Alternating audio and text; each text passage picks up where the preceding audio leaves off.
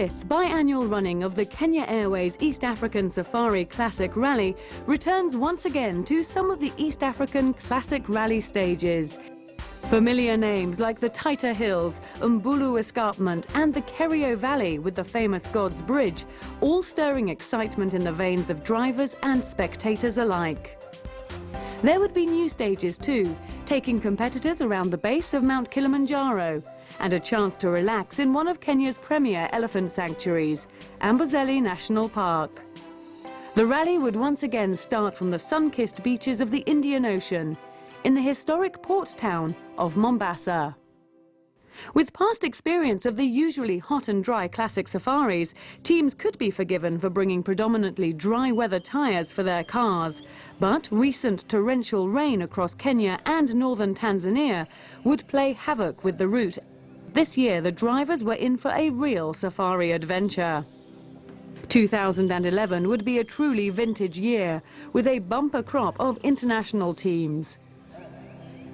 Tutil Porsche would be supporting 9 entries this year, including former world champion and 5-time safari winner Bjorn Voldegaard, international superstar Travis Pastrana, better known for his exploits on 2 wheels, and Stephen Funk, founder of Race for Change, which would also be supporting defending champion Ian Duncan in the mighty Ford Capri Piranha. Yeah, we've been building it for like 2.5 years. It's 302 V8, which they made in South Africa. So yeah, it seems to be okay. It's still a bit heavy, but yeah, we'll see how it works. I obviously knew about the race in the WRC, but heard about it a few years ago when they started the classic safari, and I thought this is going to be something that's such a big challenge and something that I looked forward to as a kid, and didn't think I would ever have an opportunity to come over here for such an adventure. But working with the Race for Change guys, it's just such an awesome deal. Kronos Vintage would be returning with 4 Porsches, headed up by team owner Jean-Pierre Mondron. The team would be looking for a win this year with Grégoire de Merveilles, former WRC frontrunner, Raid Rally specialist and winner of the recent Morocco Classic Rally. I've done it a long time ago, 20-something years ago, and I'm happy to be back. I like the country, and we'll see what happens. We do our best. Steve Perez returned with his Kick Energy team, which this year had expanded to include 3 Datsun 260Zs. For himself, Jeff Bell and Andrew Siddle.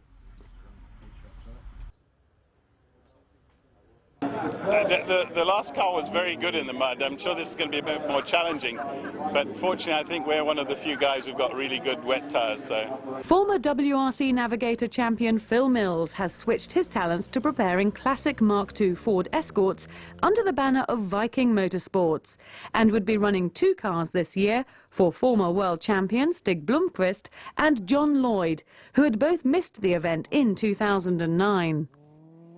It's built by Phil Mills in Wales, a car we used in Morocco last October. Went beautifully, and I'm really pleased to be here. New to the event this year would be the GPS tracking system, allowing event director Surinder Tati the ability to monitor in real time the exact positions of all the competitors and safety vehicles on every stage. Spectators from around the world could also follow the event live on the rally website using Google Earth. The rally would once again start from the tusks in the centre of Mombasa town, giving excited crowds the chance to get up close to see these magnificent machines. 21 Porsche 911s lined up at the start, making it by far the most popular car in the event. Defending champion Ian Duncan would lead the cruise away, flagged off by Evanson Mwaniki, chairman of title sponsor Kenya Airways. The rally proper would kick off from the White Sands Hotel the following morning. The cruise would leave the coast and start the first stage through elephant country on the ranches around Kisigo Mountain. The second stage took the cruise into the Taita Hills, the tight and twisty uphill section a real challenge for the drivers and machines alike. Stage 3 would be a long 115-kilometre stage from Imali across the Selengai Plains to Amboseli.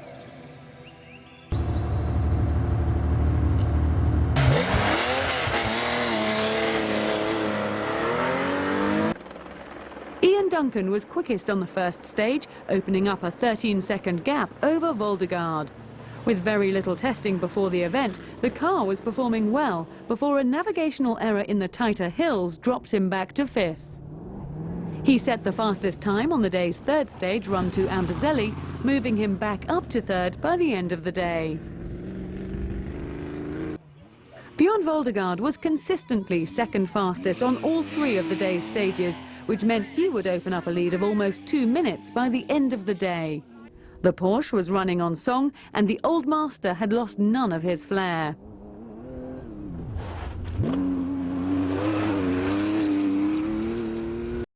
Gregoire de Mervius was surprised by the pace on the day's opener, but soon found his rhythm and went 3rd fastest on stage 2, catching Gerard Massy in the process. Despite hitting a rock in the mud on stage 3, de Mervius was holding on to 2nd overall. Travis Pastrana was quickest through the tighters, the tight and twisty stage suiting the nimble Porsche. To add to his challenge, he was driving with a broken ankle. He would drop time on the 3rd stage with a puncher, getting caught out by a hidden rock and dropping back to 7th overall. What's it like sitting next to Travis? Is it the best? To co-drive him, he's so cool, so fantastic, and always the right word and the right moment, and superb. Thomas Floor was gradually increasing his pace over the first 3 stages.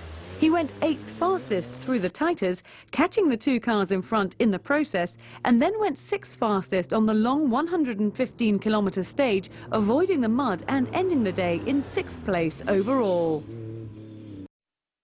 Stig Blomqvist was 5th fastest through the tighters, the escort seen here winding its way through the spectacular stage. Rain had left the surface slippery, adding to the already challenging climb and descent. Disaster would strike on stage 3 when the rear differential broke, plunging Stig down the leaderboard to 31st. Stig went out with some sort of axle problem. We don't really know exactly what it is yet until we get the car back, but absolutely gutted, to be honest with you. Supplied a brand new car here for the event, and this is what happens, but I don't know what to say. Steve Perez was pushing hard, setting the 3rd fastest time on the opener. However, his charge would come to an end in tighter hills with a broken prop shaft. The crew would manage to change the prop shaft and get going again, but not before losing over an hour, forcing them to run behind slower cars. He would then get stuck on stage 3, dropping down the leaderboard to 33rd. with prop shaft broke? Fortunately, Stefan changed it, and we've lost at least an hour in there. So that is the end of a really good rally. There it goes. Teammate Jeff Bell was having a better run. The 260Z was much more powerful than the 180B that Bell had stunned many with in 2009, and he was enjoying the extra power. Despite stopping in the tighters to assist Perez and a big spin on stage 3, Bell was holding on to 5th overall by day end. JP Mondron rounded off the top 10 with a steady drive in his beautifully prepared Porsche. Despite the mud, the crew were happy with their pace and enjoyed the opening day. Jürgen Bertel was 9th fastest through the tighter hills, catching the escort in front, but would lose over an hour stuck in the mud at the end of stage 3, dropping him down to 20th.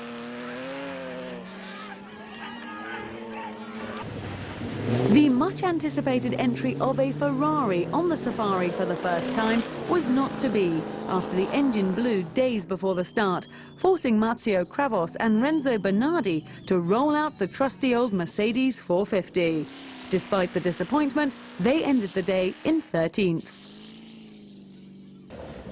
Simon Taizo was having trouble finding the right pace, bending a steering arm and getting 2 punches on the second stage before getting bogged down on stage 3. It was a difficult first day. Rainstorms had turned the black cotton into a bog, and many of the crews would have to be pulled out of the mud.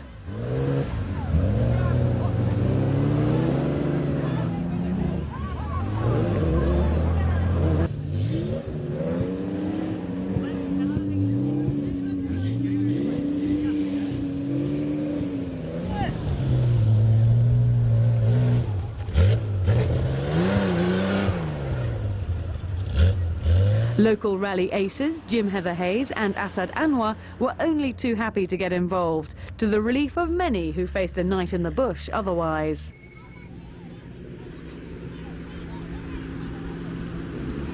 Aaron Banks was on his first rally and it was proving to be a tough introduction. They rolled in the mud on stage 3. Fortunately, the damage was superficial and they were able to continue despite being another victim of the mud hole. Well, we'd literally, on black cotton, just lost it on a corner, rolled, and then rolled into the bush and just found ourselves back up on our wheels. With one of the tires was bust and somehow, I'm not quite sure how we're back on our wheels. Nick Mason, with local navigator Alex Horsey, was another driver to get caught out in the tricky conditions, rolling his 260Z after hitting a large ditch and then getting stuck in the sand. Fortunately, Richard Arrowsmith stopped to give them a tow and they were able to continue. Richard Arrowsmith danced his way through the mud, the escort rarely pointing in the right direction, but proving that keeping up the momentum was the only way to get through. Eventually, however, the mud would win and the crew would have to start digging. The first night's rest halt was at the Kilima camp on the edge of Amboseli Park. With only 2 hours of service permitted, the service park was full of frantic mechanics trying to repair the day's damage and get the cars back into tip-top condition, ready for another unpredictable day. He made a couple of tracks that you had to follow up to this big rock that he hit. Yeah. And we followed it. There's only a Did small you hit the rock as well? Not as badly as he did.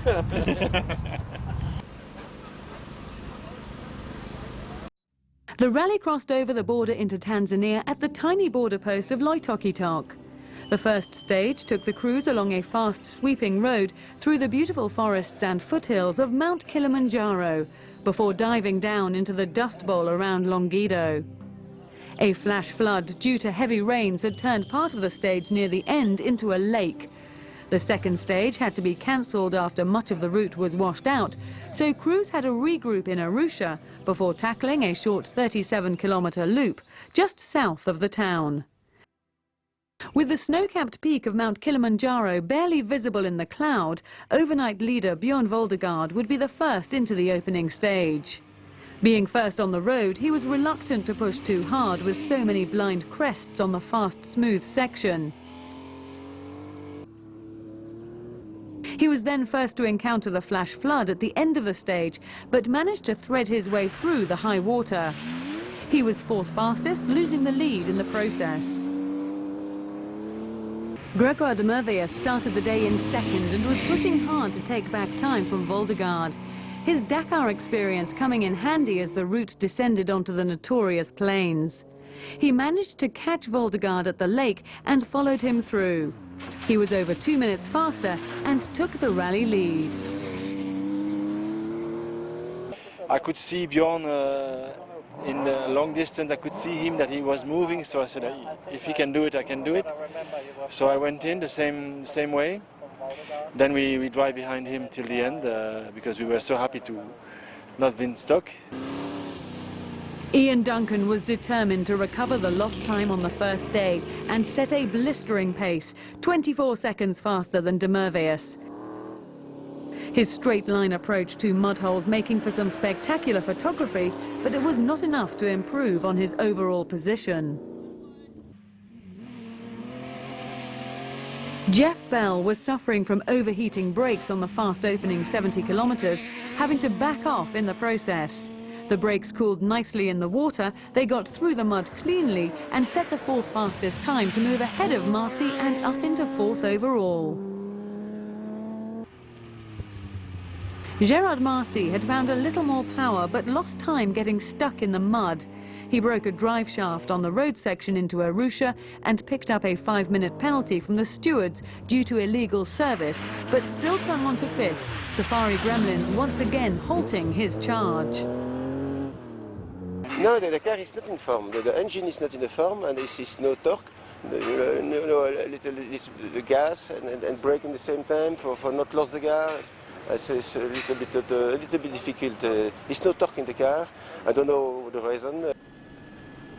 Stig Blomqvist was still smarting from losing so much time the previous day. He set the third fastest time, showing the escort's potential. He also managed to get through the water and climbed up the leaderboard to 15th. Yeah, but okay, it's so far behind, so it's just to drive and see what's coming on. The biggest surprise on the stage was reserved for Josef Jobst in the number 42 Porsche. He was lying 44th overall after a disastrous first day, but went 6th quickest, avoiding getting stuck.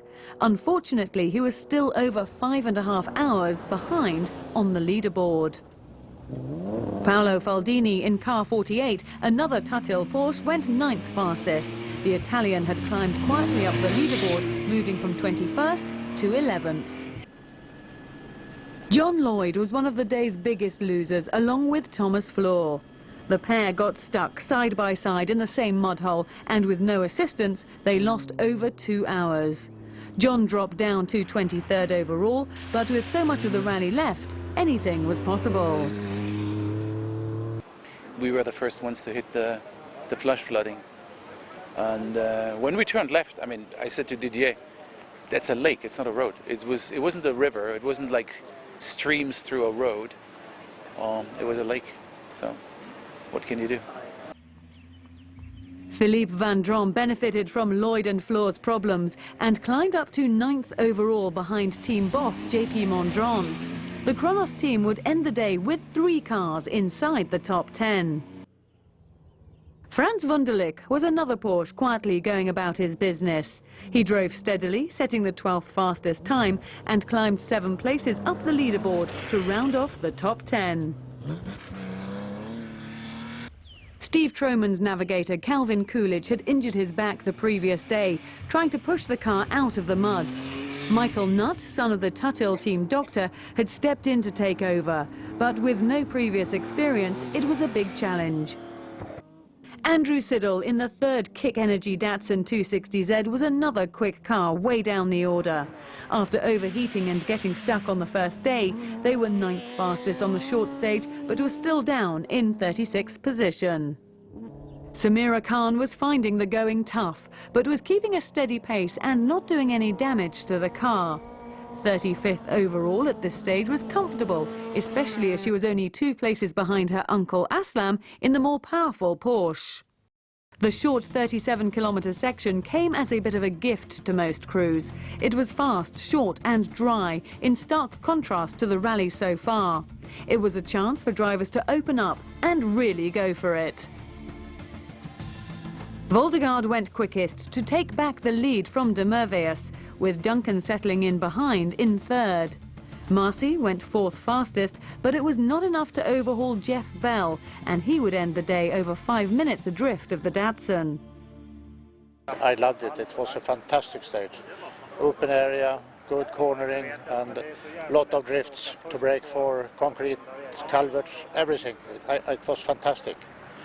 More of those. Alistair Kavanagh and Carl Tundo were having a torrid event, mechanical woes plaguing the escort from the start.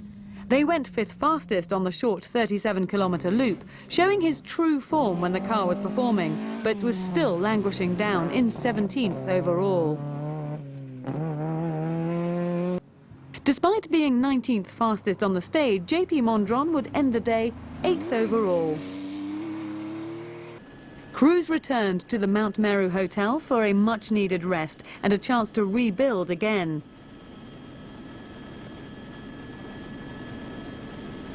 Tyre cutting was becoming a bit of a habit as crews had used up the limited mud tyres they'd brought with them. The weather was playing the joker, and no one was willing to predict a winner at this early stage. Day 3 would begin with a long 154-kilometre first stage across the Masai Steppe around Lokisala Mountain. The second stage took the crews up the breathtaking Mbulu escarpment with its endless hairpins, stunning vistas and the beautiful backdrop of Lake Manyara. The last stage was a fast run along the top to Karatu, only 7 kilometres from the rim of the world-famous Ngorongoro crater. The rain had held off and the drivers had a chance to enjoy some warm sunshine and dust. Stage 1 was flat out, with long straights giving the crews a chance to open up and push hard. Grégoire de Merveilles went fastest on the first stage, taking back the lead by 25 seconds from Voldegaard. Voldegaard had been forced to stop when he came to a closed barrier across the route and had to blow his horn to get the sleepy owner to come and open it for him. Ian Duncan was the first casualty, however, when the wheel studs sheared and overtook them. They managed to get going by taking a stud out of the 3 remaining wheels, but they lost over 90 minutes. They set the third fastest time up the escarpment before once again having problems on the third stage. They would end the day 22nd overall. Gerard Marcy was embroiled in a battle with Jeff Bell. The Porsche was still lacking power, but he managed to set the third fastest time. Jeff Bell had started ahead of Marcy on the road before going off and hitting a tree.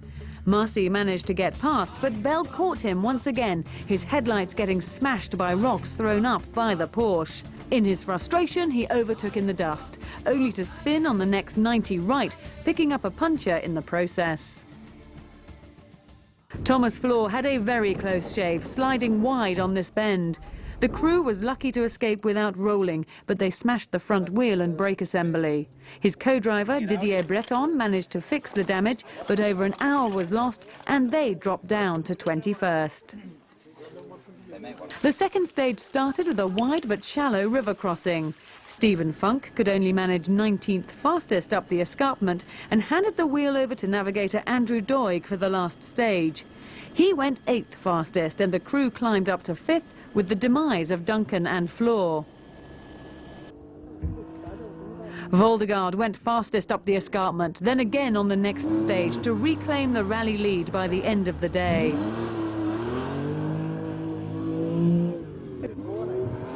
De Merveilles was second fastest despite an engine misfire. The car finally came to a halt on the third stage and they eventually traced the fault by removing the rev counter.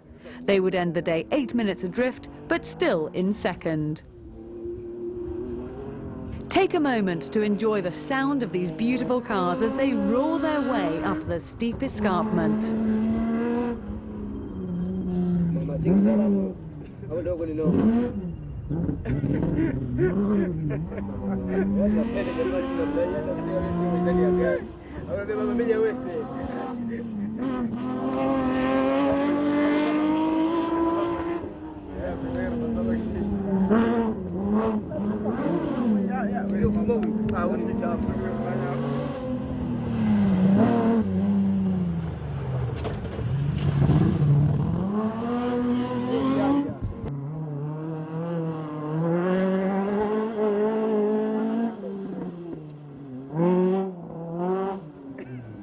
Stig Blomqvist was still fighting his way back up the leaderboard, setting top 5 times on all 3 stages. The Escort sounding beautiful as it echoed off the valley sides. He would end the day back up in 7th. Frans Wunderlich went 9th fastest on the first stage and kept a steady pace, hovering around the top 10. It was enough to move him up into 8th position on his very first visit to the event. Steve Perez was also recovering from his first day dramas, going 4th fastest on the third stage and making his way back up to 10th overall. JP Mondron was having a trouble-free run, unlike the cars in front of him, not damaging his beautiful Porsche and not pushing too hard. He was up to 6th by the end of the day. Peter Sturr in the little Datsun 1600 SS was another crew having a lot of fun whilst the bigger names crumbled. Always relaxed, the crew even found time to stop off and do a bit of shopping. 18th at this stage was just reward for a consistent drive.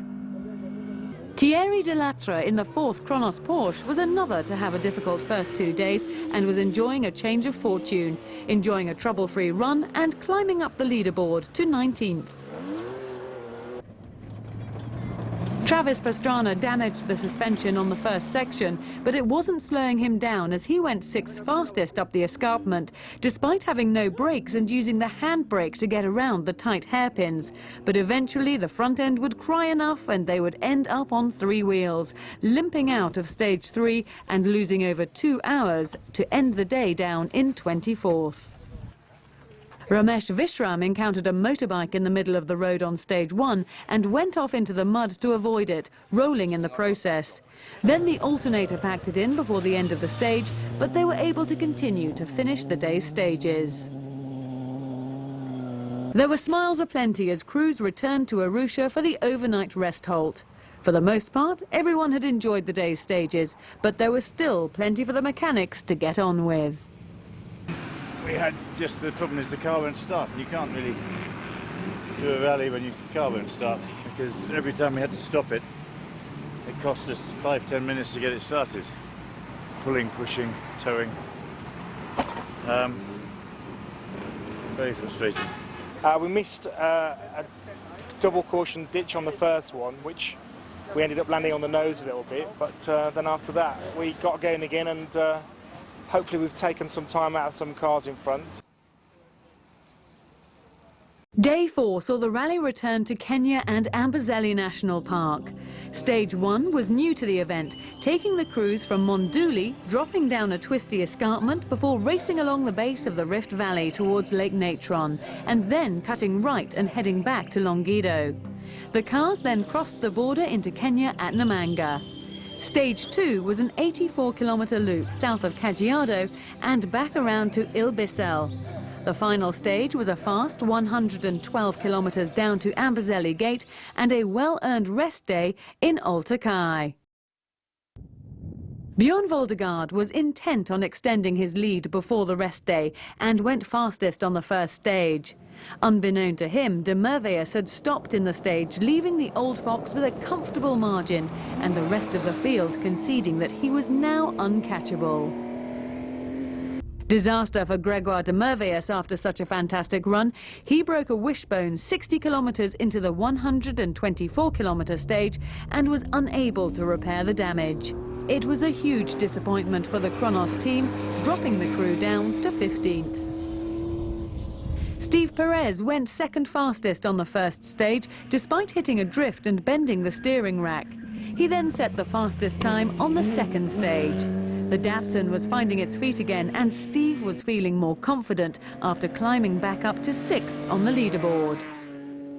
Gerard Marcy was finally having a clean run on the first 2 stages before diverting left around a mud hole and sinking into a bog. He lost over an hour digging the car out, but such were time gaps, he managed to cling on to 4th position. The car was barely distinguishable under the thick coat of mud when it arrived at the Oltakai Lodge Parc Fermé. Jeff Bell drove the last 74 kilometres of the first stage with no brakes after tearing off the brake pipe, but still managed to be 7th fastest. On the second stage he had a puncture but went 3rd fastest. By Amboseli he was 2nd overall, 40 minutes adrift of Voldegaard, but very happy. Steve Funk found himself in 3rd overall. He was 11th fastest on all 3 of the day's stages, and he was a little shocked to find himself so far up the leaderboard. But it had been a good day for the Race for Change team leader. Blomqvist was not overly impressed with the day. Clutch problems on the second stage were compounded by being reduced to 3 cylinders on the third stage. But with other top drivers also struggling, he still managed to climb back up to 5th overall. Aziz Tejpar took a big jump hard on the second stage and was fortunate enough to use it as a learning experience. Despite setting times outside the top 15, the crew arrived in Amboseli to find themselves lying 9th overall. The Bentley brothers in the beautiful Skipton Ford-prepared Mark I Escort were another crew experiencing the safari for the first time. Driving cautiously, their only issue was a puncture on the first stage. They rounded up the top 10 almost 3 hours down on the leader. Ian Duncan went second fastest on the long 112-kilometre run into Amboseli. The Piranha back up to speed again after the woes of the previous day. It was unlikely he would retain his crown, but he was already back up to 11th overall. Not to be outdone on his final day of the rally, Travis Pastrana went fastest on stage 3. Between breakdowns, he had shown real flair and would surely be back to have another go in the future. No, it's great. It's been absolutely an epic adventure. I'm just used to driving a newer whatever car that I charge a little harder, and you know, without knowing where the roads go. I mean, Fabricio is an amazing co-driver, but definitely drove a little too aggressively, and just had a lot of every stage we had something go wrong where we just had to cruise to the end of the stage, except for 2. Carl Tundo had taken over the driving seat from Kavanagh. The car refused to start at the beginning of the first stage, losing them 10 minutes. But after that, he would set top 10 times on all 3 stages, going as fast as 4th on stage 2. 16th overall was not where the Kenyan champions wanted to be at this stage of the event. The day was not without its tricky mud holes. Near the end of the first stage, Albert Mikel and Patrick de Koninck decided to take a detour left around what looked like an impossible mud hole, only to get stuck so far inside the swamp that none of the four-wheel drives could reach them. Eventually, it was left to the Maasai to drag the stricken Porsche back to the road. Marzio Kravos found an easy way around the mud hole to the right. Attacking at full speed, they barely noticed the mud as they sailed through the narrow part of the mud hole. The Datsuns of the Savage brothers and Kulvinder Sandhu used a similar approach. Arriving at the mud hole together, the mud dictated the line the 2 cars used on the exit.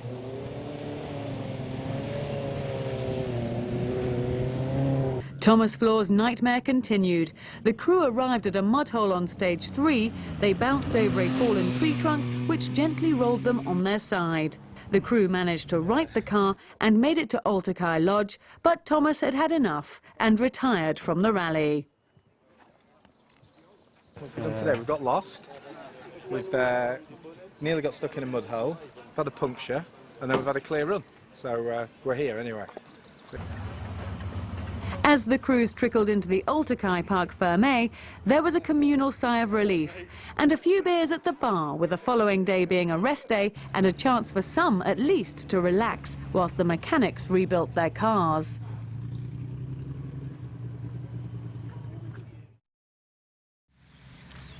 The service park was a hive of activity as mechanics worked tirelessly to rebuild the cars after a hard 4 days of rallying, and still only half the event completed. All across the park, gearboxes and suspension parts lay waiting to be rebuilt. A few cars required some welding and panel beating. The overcast morning weather keeping the usual Amboseli heat at bay. We keep bending TCAs and breaking steering arms. I find it difficult to drive slowly on the rough stuff. For the team drivers today was a chance to relax and recuperate. However, for many private teams, the drivers are often the mechanics as well. Front-runner Ian Duncan not only set fastest times each day, but spent the evenings repairing the car whilst his title challengers were enjoying a hot shower. Marzio Kravos was keeping the old Mercedes in tip-top condition. Despite all the hard work, there was always time for a coffee in the Italian camp. Kavanagh and Tundo were more used to being at the front of the field and had resorted to trying to sort the car out themselves. Aziz Tejpar was having a good run in his Mark I Escort. Changing oils and checking the rear differential were all part of the routine maintenance required to keep the car running smoothly. In the Tutil camp, Bjorn was keeping an eye on proceedings, the mechanics on his leading Porsche meticulously going through the checklist of jobs that needed doing. Precautionary checks in the Kick Energy camp had discovered that the rear control arm mountings on Bell's car were cracked. One had broken through completely. Welding was required that could have cost Bell his second place. The sole Colt Lancer of Minesh Rathod was still in good condition. It's been so far so good. Taking it easy, with a lot of precautions, not to break the car and not to suffer the roadside repairing or maybe losing a day. The Skipton Ford of the Bentley brothers still looked like a new car. The mechanics even found time to polish and shine the gearbox. The little Datsun 1600 SSS of Peter Sturr was running so well the crew had packed up the tools and were back in the bar before lunch. It was not all grease and grim, though. For those that had the chance, the day was an opportunity to explore the incredible national park around them. Amboseli nestles in the shadows of the snow-capped peaks of Mount Kilimanjaro. An underground spring feeds a permanent swamp in the middle of the park that attracts an abundance of wildlife, including one of the best-known elephant populations on the African continent.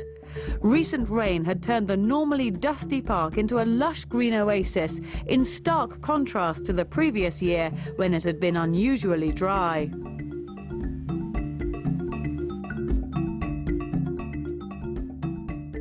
Mount Kilimanjaro peeked its head out of the clouds for the first time on a slightly overcast morning as the crews prepared to begin the 6th day of the event and effectively the second half. The crews had 3 stages to face on the long run up to Lake Naivasha. The first stage ran in reverse along much of the route into Amboseli.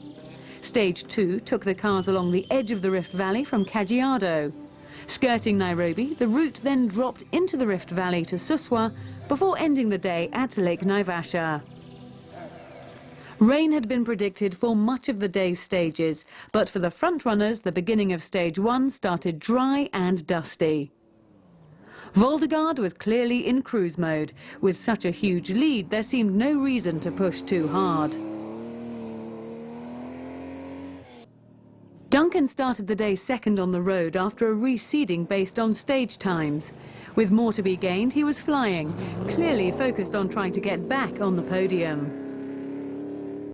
Blomqvist set about trying to catch Marcy for 4th overall and went fastest on the stage. The dry weather was not to last long and the heavens opened. Before long, Stig was fighting his way along a road that resembled a river. He soon caught and passed Duncan, who'd got bogged down in a mud hole. With no spectators to assist, Duncan and co-driver Amar Slach would have to hand winch the car out of the mud, losing only 10 minutes in the process. Bell started 4th on the road, intent on keeping hold of his 2nd place. He too got past the bogged down Capri Piranha and went 3rd fastest on the stage.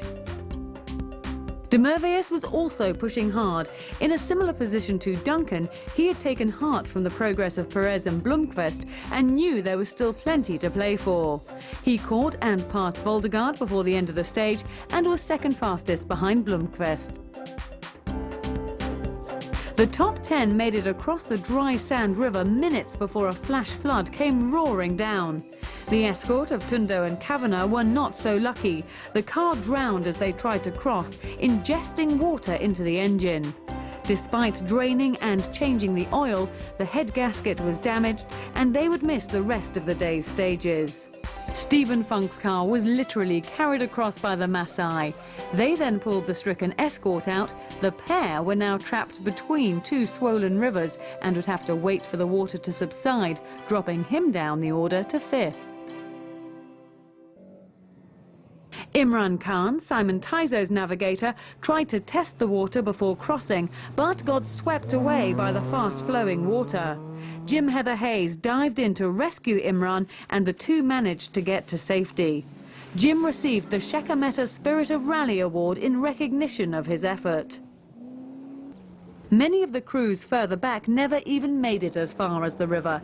The rain reached the beginning of the stage, turning the road into an ice rink, and they once again got bogged down in the slug. The little escort of Jonathan Soman would get past several cars that were stuck, but despite Richard Heckel's brave efforts to give the car some grip, the crew would join the rest of the competitors forced to head back to Amboseli when the stage was stopped due to the heavy rain and the flooded rivers. The stewards gave the interrupted cars a scratch time for the stage as per the regulations. The day's dramas were not over. On the second stage from Kajiado, 500 metres before the end, Voldegard encountered a truck stuck sideways across a mud hole. He didn't back off, thinking he could get past easily, but the car got caught in the slippery ruts and struck the rear of the truck, causing extensive damage. They lost 41 minutes in road penalties while the car was made safe to continue, dropping them down to second overall. Unfazed, the Old Fox set the fastest time on the final stage of the day. The lorry who was stuck in a mud hole, and we tried to keep on the left side, but we couldn't get out of the line, so the top corner of the right side hit the back corner of the lorry. It was a big mistake from the old driver. I'm sorry. Jeff Bell was fastest on the second slippery stage, unaware of the accident in front.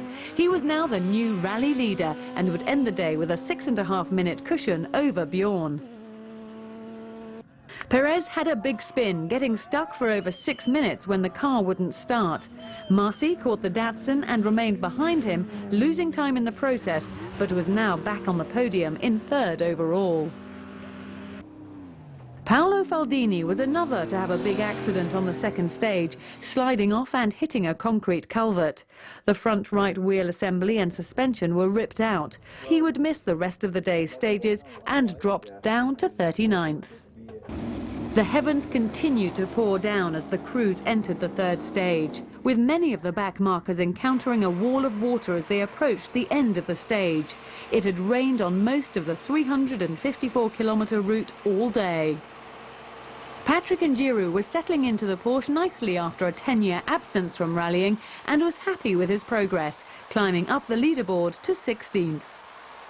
The orange Porsche of Jacques Nelliman had been as high as 12th on the first day, but a series of mud holes, navigational errors and punctures had dropped him down to 25th overall.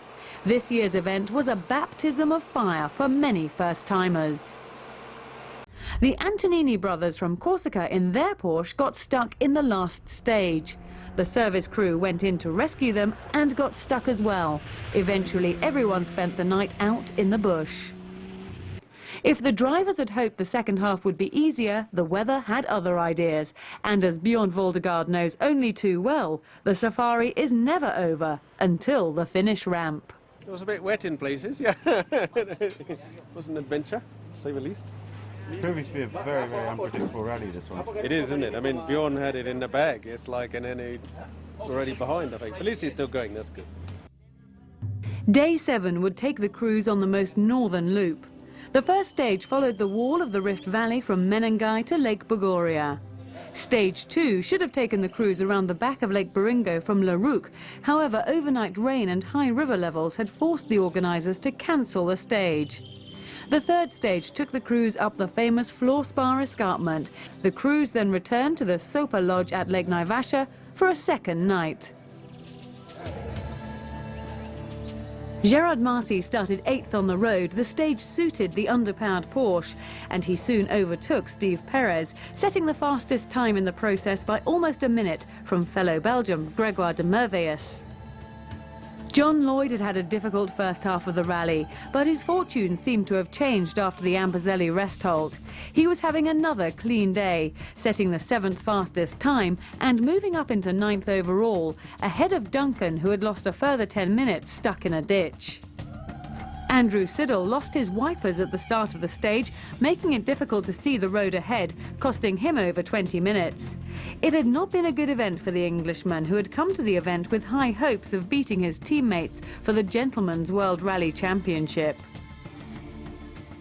With the second stage cancelled, the cars were given a 30-minute service at the Lake Bogoria Hotel before going into a Parc Fermé, where they were held before going straight into the third section. For Bjorn Voldegaard, the cancellation of the second stage was frustrating, as he needed as many competitive kilometres as possible in his bid to reclaim the lead from Bell. For rally leader Jeff Bell to have led the rally for a day was more than he could have hoped for. The Datsun was not as nimble in the slippery climb up the Floor Spar escarpment, and he could only manage 6th fastest, but it was enough to hold on to his lead by 7 seconds for the second day in a row. Bjorn Voldegaard would probably have regained the lead if he hadn't stopped on the stage when the main electrical switch cut out. Mateusz was out of the car when it fired up again, losing nearly 2 minutes. Then they broke a top shock mount, but still managed to be second fastest. Gregoire de Mervius was making the most of the slippery conditions on the tight, twisty stage and went fastest by over 2 minutes. He was through the mechanical problems that had put him out of contention for the overall lead, but was happy to be 6th overall. Stig Blomqvist was 4th fastest despite losing his clutch early on in the stage. He had started the day just over 2 minutes behind Marcy, but dropped 3.5 minutes on the first stage, then picked up a 2-minute time penalty, ending the day over 7 minutes down, but still in 4th overall. Ian Duncan went 5th fastest, the powerful V8 not so well suited to the slippery hairpins and narrow tracks. Despite losing time on the first stage, it was enough for him to break back into the top 10 overall. JP Mondron was 8th fastest on the stage. He had started the day 15th on the road, but managed to get through the tricky stage without any problem, holding on to his 7th overall position.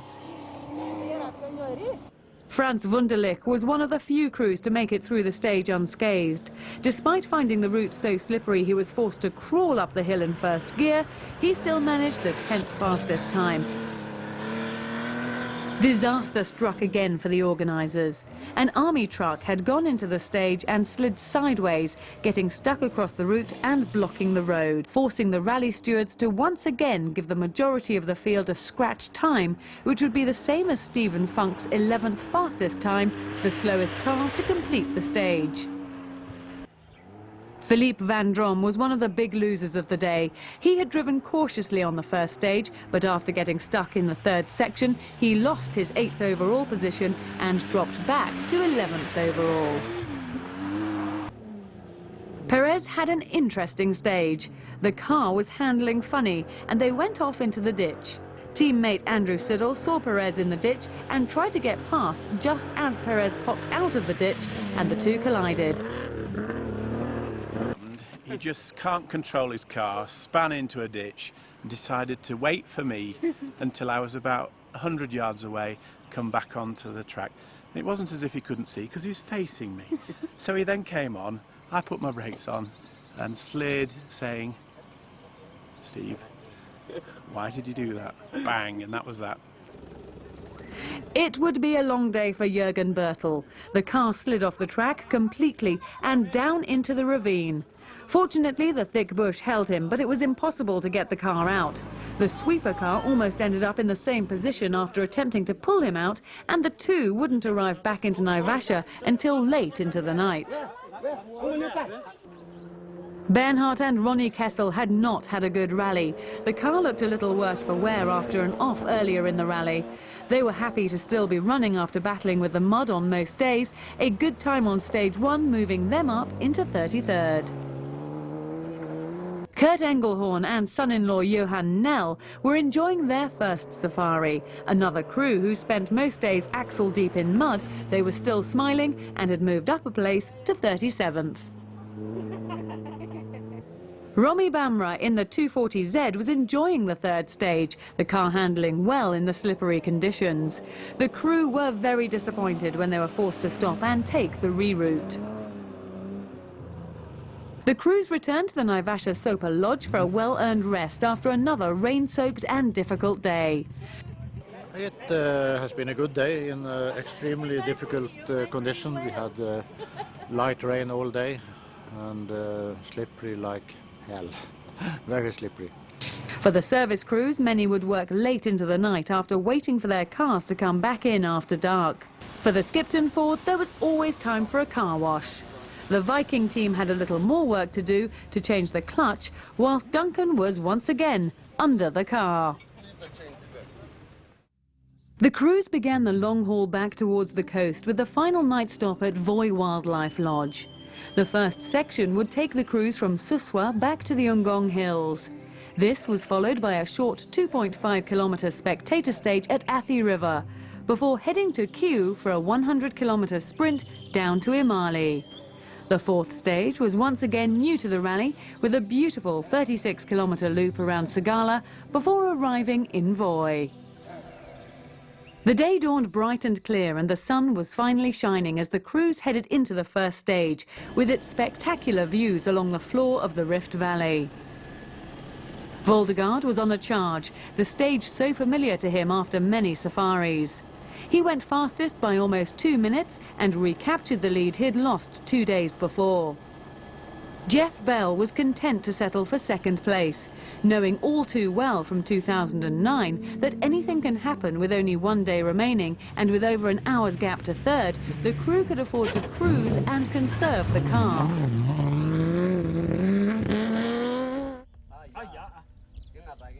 Gregoire de Merveus was second fastest, intent on trying to catch the Datsun of Perez in front of him. He would have to make up over 19 minutes if he was to take over fifth spot, but could only pull back 2 minutes on this stage. Duncan had a moment of indecision, but went third fastest.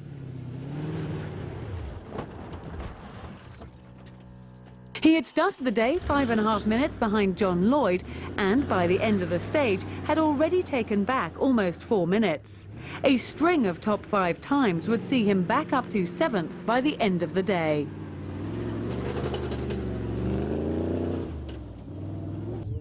Stephen Funk had found a good rhythm on the opening section and went 4th fastest, moving him past the Kronos Porsche of JP Mondron and up into 7th position. Steve Troman broke a tie rod end on the rocky uphill climb midway through the stage. He managed to limp to the end, but the time lost meant he dropped 4 places down the leaderboard to 20th. The special stage at Athi River gave spectators from Nairobi the chance to see the cars from vantage points above the quarry and get a feel for the atmosphere of the event. The 2.5-kilometre loop was won by Gregoire de Merveus, but would have little bearing on the overall results.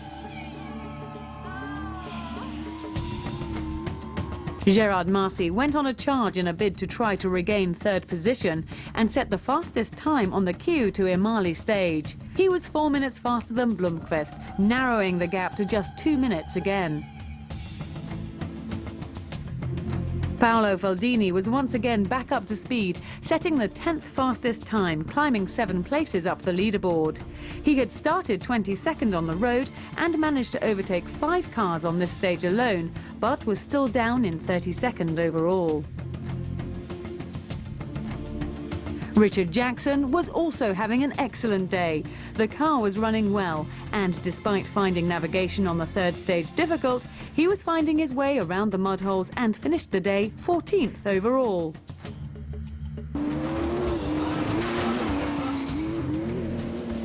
The fourth stage was supposed to be a sprint around Sagala Hill and was new to the event.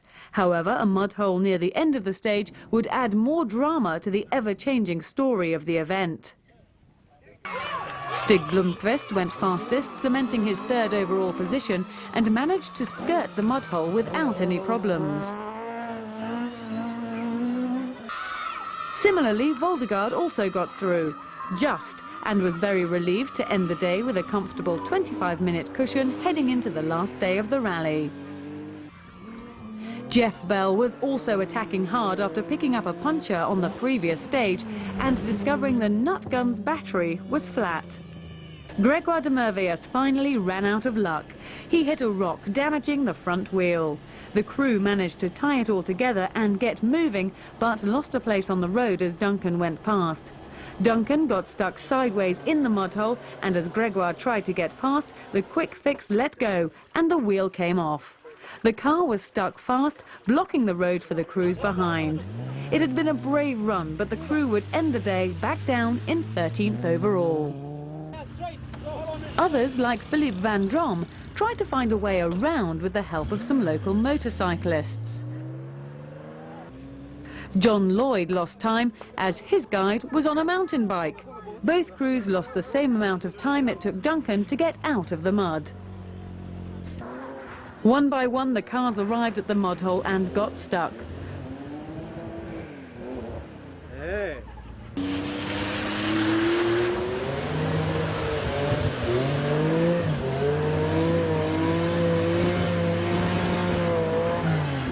ropes were attached and the crews were pulled through.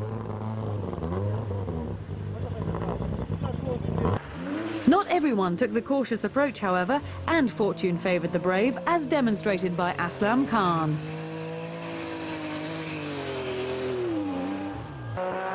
Jürgen Bertel wound up the Porsche and also attacked, sailing through the mud spectacularly.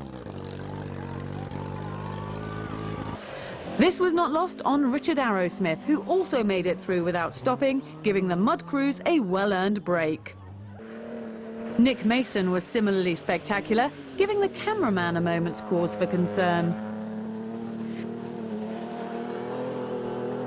The girls' gentle approach was still not working for them, and the mud crews were forced back into action.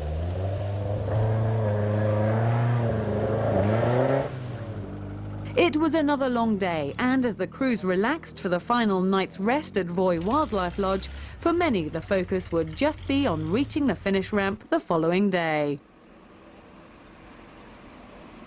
We had a very surprising moment, as I guess we have missed some narrow bridges somewhere in the notebook.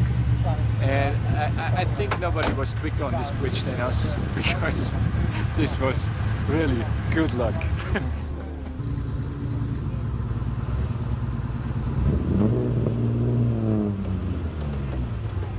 The final day of the rally once again took the crews back into the tighter hills for a short loop from Chelembwa to Wundanyi, another safari classic. Stage 2 would once again be shortened to avoid the muddy Sisal estates and would take the crews from Maungu through Rukanga to McKinnon Road. Finally, a loop near the coast from Mariakani to Majengo before the finish ramp and celebrations back where it all started at White Sands Hotel.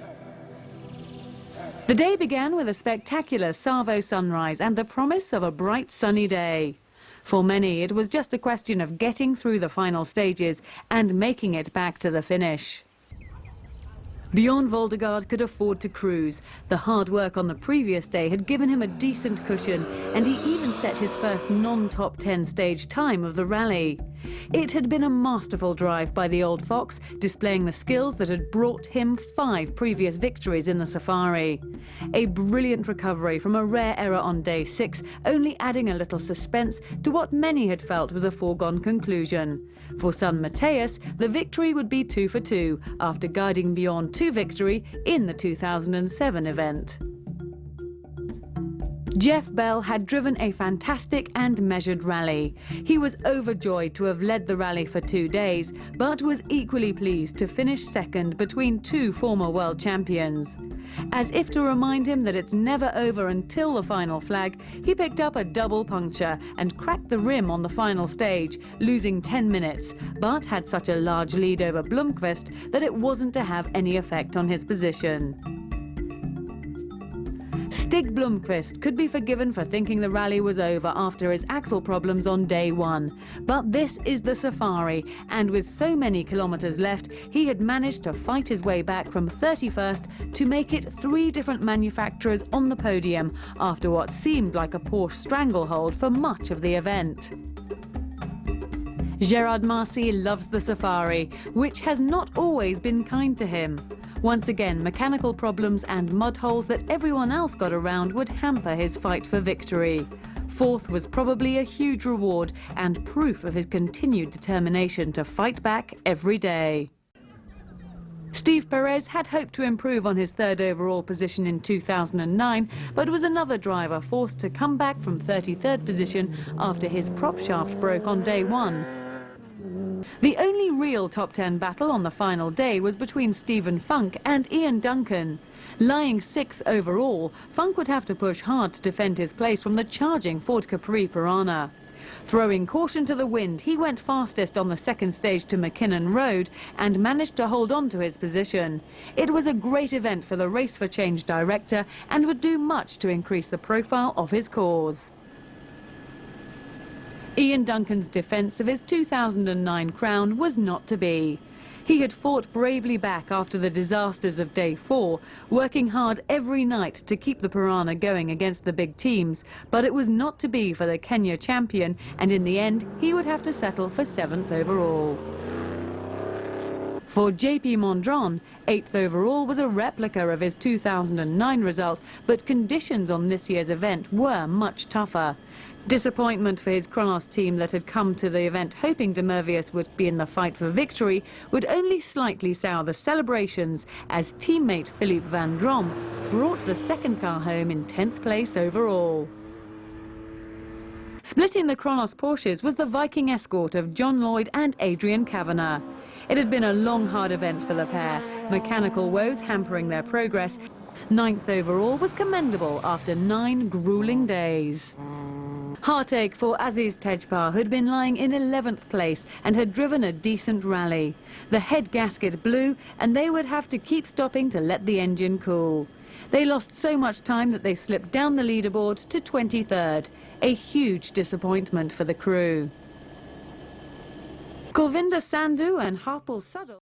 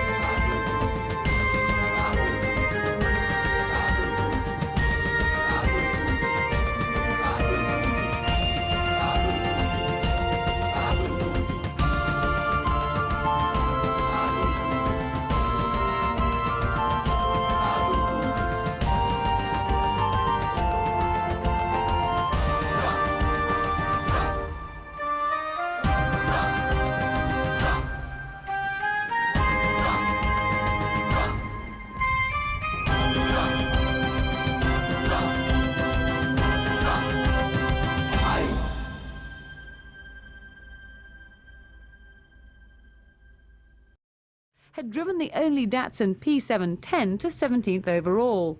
The car had worked well, and the crew had got through much of the mud that caught so many of their fellow competitors out. Father and son, Jean-Michel and Ronan Martin, had had a fun event, pushing and shoving themselves through many of the black cotton obstacles. They'd battled on to finish 28th overall. After disappointment in 2007 and 2009, Marzio Kravos finally brought the old Mercedes 450 SLC home in 24th overall. Expect to see the crew back in 2013 in a Ferrari Dino. Samira Khan had been on a steep learning curve in the event. She had driven cautiously and had done no major damage to the little Escort. The girls were very happy to reach the finish and made it into the top 30 with 29th overall. As the crews arrived one by one at the Parc Fermé on the lawns of the White Sands Hotel, there was a sense of relief and pure awe at having conquered one of the wettest safaris in history. Yes, it was really difficult with the weather. The weather gave us a lot of nightmares. The rains came down with a vengeance. I believe this is probably the wettest classic ever, and in my opinion, had this been an all-day safari, we would have had less than 7 finishers like we used to in the old days. So this was a real epic adventure. I came here the first time 1971. That's exactly 40 years ago. And I was leading then in a Porsche, and I crashed in Uganda in the dust. And so I was not experienced enough, but I am now, 40 years later. Oh, we've had a great event. We've been very lucky because we've had no real problems, driven very carefully the whole event, and managed to end up here between Bjorn Voldegaard and Stig Blomqvist. I mean, you know, do me a favour, how good can it get? Yeah, we had no mechanical issues at all. In fact, the car is so good, we could actually start the rally all over again. Yes, we had our flip before the rally, but I think that got the jinx out of the way. As the champagne flowed and the crowds cheered, the curtain closed on another classic African adventure. This had truly been one of the toughest safaris in history, a fact not lost on many of the competitors who are proud to have played their part on this great stage. Congratulations, and see you in 2013.